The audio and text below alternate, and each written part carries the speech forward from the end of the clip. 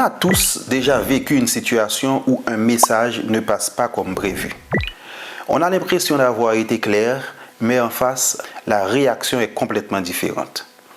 Dans la première vidéo de cette série, nous avons vu que la communication est toujours relationnelle et contextuelle. Autrement dit, un message ne prend jamais sens tout seul. Aujourd'hui, nous allons faire un pas de plus dans notre démarche. Si la communication est un processus, comment peut-on la comprendre? Comment peut-on l'analyser? Surtout quand quelque chose ne fonctionne pas. Eh bien, pour répondre à ces questions, des chercheurs ont proposé ce qu'on appelle des modèles de communication. Et c'est ce qu'on va voir dans cette vidéo. Mais avant d'aller plus loin, une précision est importante. Un modèle ne dit pas comment bien communiquer. Il ne donne pas de recette. Un modèle sert à comprendre ce qui se passe dans une situation de communication. Il simplifie la réalité, non pas pour la déformer, mais pour mieux l'observer. Parmi les premiers chercheurs à proposer un modèle, on trouve Claude Shannon et Warren Weaver. Ils proposent un modèle simple qui repose sur quelques éléments essentiels. Il y a tout d'abord l'émetteur, c'est la personne qui veut communiquer quelque chose. Il y a ensuite le message, c'est ce que l'émetteur veut transmettre. Il y a le canal, c'est le moyen utilisé, par exemple la voix, le texte, la vidéo ou les réseaux sociaux. Enfin, il y a le récepteur, c'est la personne qui reçoit le message et qui lui donne du sens. Ce qui est important de comprendre, c'est que le message n'est pas seulement ce qui est dit. Il devient ce que le récepteur comprend dans un contexte précis et dans une relation donnée. C'est exactement ce que nous avions vu dans la première vidéo. Shannon et Weaver introduisent aussi une notion très importante, la notion de bruit. Le bruit, c'est tout ce qui peut perturber un message. Prenons une situation très simple. Nous avons notre ami Polo qui envoie un message vocal à un ami. Il parle vite. La connexion est mauvaise. Une partie du message est coupée. L'ami écoute le message, il comprend autre chose que ce que Polo voulait dire. Il se fâche. Voilà Polo qui avait une intention claire, mais le message reçu est différent. Entre ce que l'on veut dire et ce que l'autre comprend, il peut y avoir du bruit. Et ce bruit n'est pas seulement technique.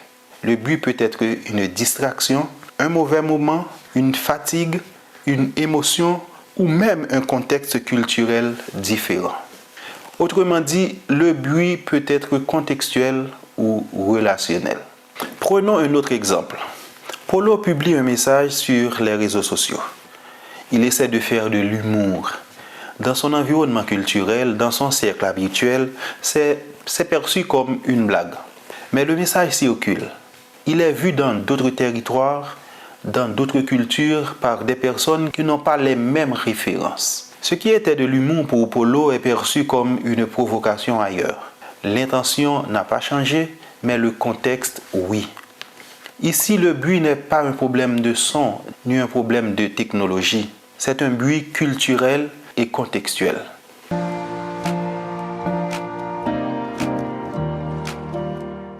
Un autre chercheur important s'appelle Howard Laswell. Il a résumé la communication par une question très simple.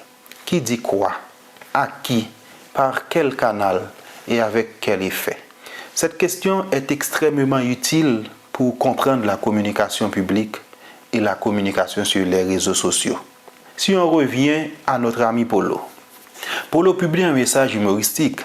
Il pense s'adresser à son cercle habituel. Mais sur les réseaux sociaux, le public est multiple.